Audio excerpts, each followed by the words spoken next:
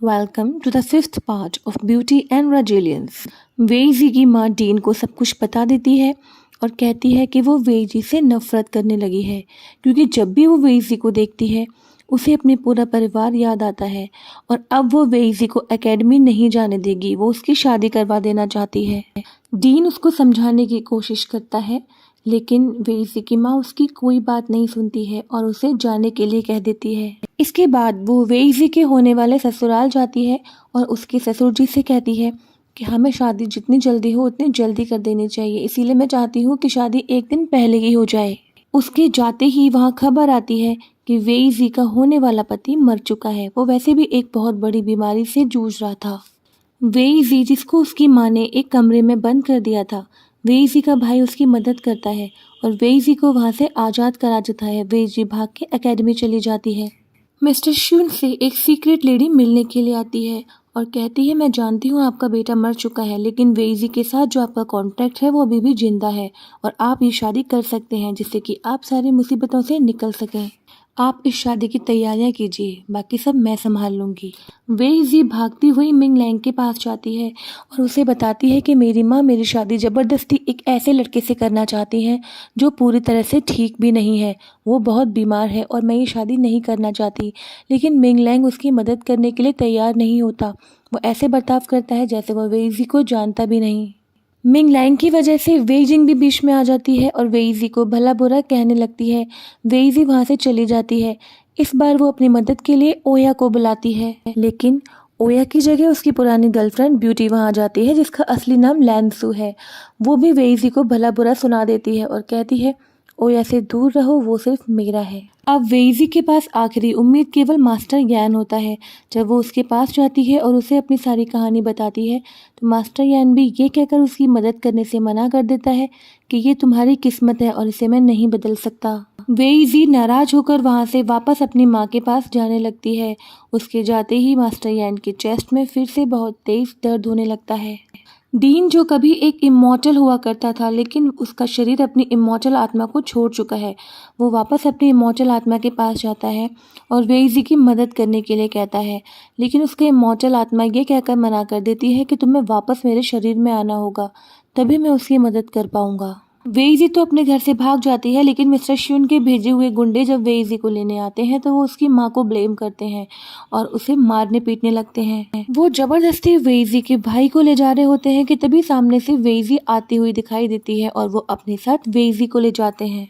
इस बार वेइजी की माँ को अच्छा नहीं लगता। वो ऑफिसर्स के पास जाती है और वेइजी की मदद करने के लिए कहती है। उसे लगता है कि उससे बहुत बड़ी गलती हो गई और उसने एक गलत जगह वेइजी का रिश्ता तय कर दिया, लेकिन ऑफिसर्स उसकी मदद करने की जगह उसे ही जेल में डाल देते हैं। वेइजी की जबरदस्ती की शादी की तैयारियां शुरू हो जाती हैं। वो दुल्हन के लिबास में बैठी होती है लेकिन वो बिल्कुल भी खुश नहीं होती। तभी उसे गुस्सा आता है। उसे अपने दादाजी की बात याद आती है जिन्होंने कहा था कि कभी किसी से डरना मत। उसके गुस्से की वजह से वापस वही होता है और उसकी पालकी में आग लग जाती है। अचानक बहुत तेज हवा चलती है, सब कुछ इधर उधर बिखर जाता है और कुछ समय के लिए सभी लोग वहीं रुक जाते हैं। तभी सामने से मास्टर यान आता हुआ दिखाई देता है। वो वेइजी को अपनी गोद में उठाकर वहां से बचाकर ले जाता है। किचन गॉड को डिमॉन मैंशन के अंदर एक लाइटरिंग मशरूम दिखाई देता है। वो उस मशरूम को लेकर सूप बनाने लगती है। तभी डिमॉन किंग वहां आता है और किचन गॉड से कहता है मैंने तुम्हें यहाँ से जाने के लिए कह दिया था, तो तुम वापस क्यों आई हो? किचन गॉड उससे कहती है मैं तुम्हें पहचान चुकी हूँ, तुम जुबान की तेज हो लेकिन दिल के बहुत अच्छे हो। वैसे ये सूप टेस्ट करके बताओ, ये मैंने अभी बनाया है। तभी किचन गॉड को चक्कर आने लगता है और वो नीचे गिर जाती है। डिमॉन किंग पहले उसे इसका ड्रामा समझता है और ध्यान नहीं देता, लेकिन जब उसे लगता है वो सच में बेहोश हो गई है तो वो उसे उठाकर बिस्तर पर लिटा देता है। वेइजी मास्टर यान के पास जाती है और पूछती है आप वास्तव में हैं क्या? पहले आपने मेरी मदद करने से मना किया और फिर आप वहाँ मुझे बचाने आ गए। मास्टर यान वेइजी का हाथ पकड़ता है और उसे अपने साथ बादलों के पार ले जाता है। उसे बताता है कि वो एक इमॉर्टल है। वेइजी सरप्राइज हो जाती है और पूछती है कि अगर आप एक इमॉर्टल हैं तो आपकी उम्र कितनी है? तो मिस्टर यान बताता है कि वो लगभग 3000 साल का है। वेइजी बहुत खुश होती है और मास्टर यान के साथ अपने बचपन के दिनों को याद करते करते उदास हो जाती है। मास्टर यान उसे कुछ अच्छी अच्छी बातें समझाता है। तो वेइजी कहती है इसका मतलब अब आप मुझे एक नौकर की तरह अपने साथ एकेडमी ले चलेंगे ना? तो मिस्टर यान कहता है एकेडमी में नौकरों की ज़रूरत नहीं है और तुम कभी खुद को एक नौकर कॉल मत करना क्योंकि तुम मेरी स्टूडेंट हो। ऑफिसर्स वेइजी की माँ और भाई को छोड़ देते हैं। वो दोनों बहुत परेशान होते हैं। तभी डीन उनके पास आता है और बताता है कि आप अपनी बेटी की चिंता बिल्कुल मत कीजिएगा क्योंकि मिस्टर यान ने उसे बचा लिया है। डेमॉन किंग किचन गॉड के लिए डॉक्टर को बुलाता है तो डॉक्टर उसे बताता है कि किचन गॉड ने जो मशरूम खाया है वो डेमॉन्स के लिए तो कोई नुकसान नहीं करता है, लेकिन इसके लिए पॉइजनियस है और इसे फूड पॉइजनिंग हो गई है। इसका बचना मुश्किल है और इसके लिए एक ही दवा काम करेगी जिसका नाम है ग्लिमरिंग गोनोडर्मा। वो बहुत ही रेयर है और पूरी दुनिया में सिर्फ एक ही जगह मिलती है। डेमॉन किंग उस जगह के बारे में पूछता है और बिना कुछ सोचे समझे उस दवा को लाने के लिए चला जाता है। ये दवा डीन की इमॉर्टल आत्मा के पास मौजूद होती है।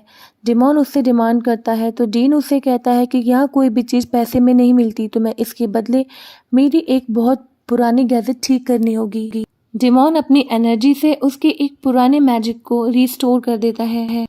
इसके बाद वो मेडिसिन को लेकर वहाँ से जाने ही वाला होता है कि उसकी नज़र एक और फार्मूले पर पड़ती है और वो उसे लेकर जाना चाहता है। तो डीन उससे कहता है कि हर चीज़ की एक कीमत होती है और इस फार्मूले की कीमत है तुम्हारी मुस्कान।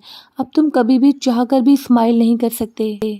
किचन गॉड को होश आता है और वो खुद को किसी और जगह पाती है। तभी उसे याद आता है कि किस तरह उसकी बीमारी में डेमॉन किंग ने उसकी सेवा की और अपने हाथों से उसे दवा खिलाई और उसके ठीक होने के बाद उसे सेफ्टी से यहाँ छोड़ गया। तभी हेवन एम्परेस वहाँ आ जाती है जो कि किचन गॉड की आंटी है। वो उसे अपने साथ ले जाती है। उधर सच में डेमॉन किंग की स्माइल गायब हो जाती है। वो चाहकर भी नहीं हंस पाता है। हेवन एम्परर बहुत बूढ़ा हो चुका है। वो हेवन एम्परेस के पास आता है और कहता है कि अब मेरे पास ज़्यादा वक्त नहीं बचा है।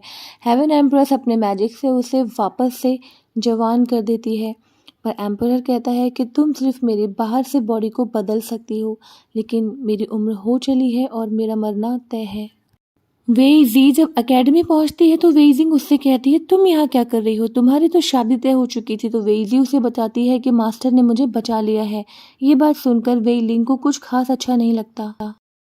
ओया वेइजी के पास पहुंचता है और उससे कहता है कि अगर तुम परेशानी में थी तो तुमने मास्टर यान को क्यों बताया, तुमने मुझे क्यों नहीं बुलाया। ये सुनकर वेइजी को गुस्सा आता है और वो धक्के मार के ओया को अपने रूम से बाहर निकाल देती है।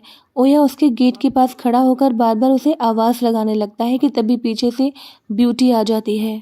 वो ओया पे गुस्सा करती है और कहती है तुम लड़कियों के घर के बाहर क्या कर रहे हो, मैं उसे जान से मार दूंगी जो तुमसे मुझे छीनना चाहती है। ओया ईमानदारी से उसे समझाने लगता है कि मुझे कुछ हो गया है, पता नहीं क्यों मेरा उस लड़की का ध्यान रखने का मन करता है, मुझे ये बहुत अच्छी लगती है। ब्यूटी गुस्से में आ जाती है और कहती है कि उसको तो मैं बिल्कुल नहीं छोड़ूंगी, उसकी जान लेकर ही रहूंगी।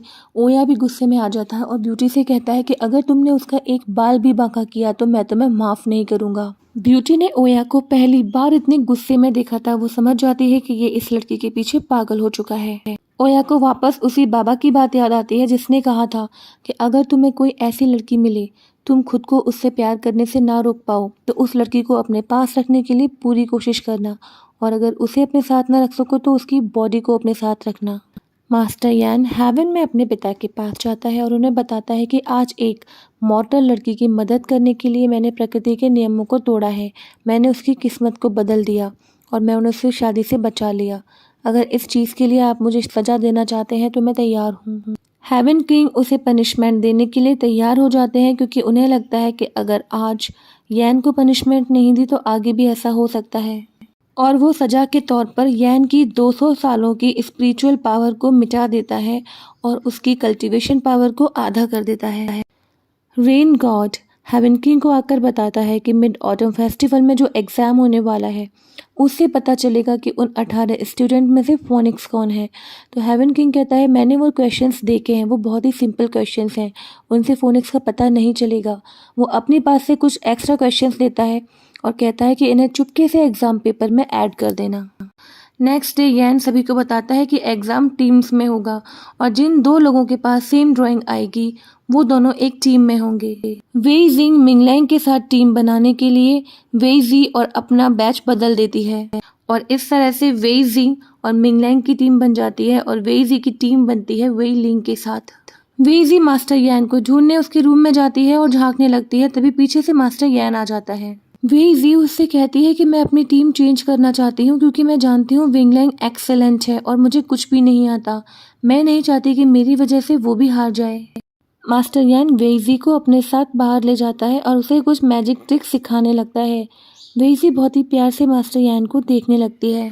मास्टर यान अपनी थोड़ी सी स्पिरिचुअल पावर वेईजी के अंदर ट्रांसफर कर देता है जिससे कि वेईजी भी मैजिक को करने में कामयाब हो जाती है। लेकिन वो उस मैजिक को अपने ही आसपास क्रिएट कर देती है जिसकी वजह से वो मास्टर यान के बहुत ही क्लोज हो जाती है। इम्पीरियल एडवाइज़र मास्टर यान को अपने पास बुलाता है और उससे बात करता है कि तुम्हें क्या लगता है इस एग्ज़ाम में कौन विनर हो सकता है, तुम्हारे लिए कौन सा स्टूडेंट बेस्ट है। लेकिन मास्टर यान उसे इस तरह की कोई खबर नहीं देता और कहता है कि एग्ज़ाम कंडक्ट होने के बाद तुम्हें खुद पता चल जाएगा कौन बेस्ट है और कौन असली फोनिक्स है।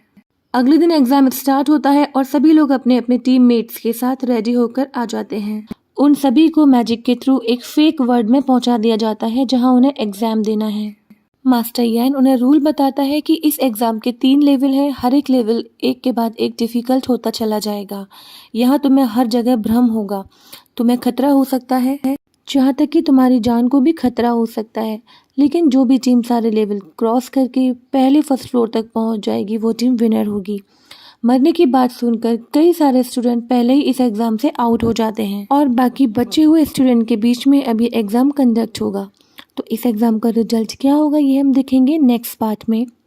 इस पार्ट को यहीं ख़त्म करते हैं। तो ये पार्ट आपको कैसा लगा कमेंट करना बिल्कुल मत भूलिएगा। वीडियो को लाइक कीजिए, शेयर कीजिए। मिलते हैं नेक्स्ट पार्ट में। Till then ta ta bye bye, sayonara and take care.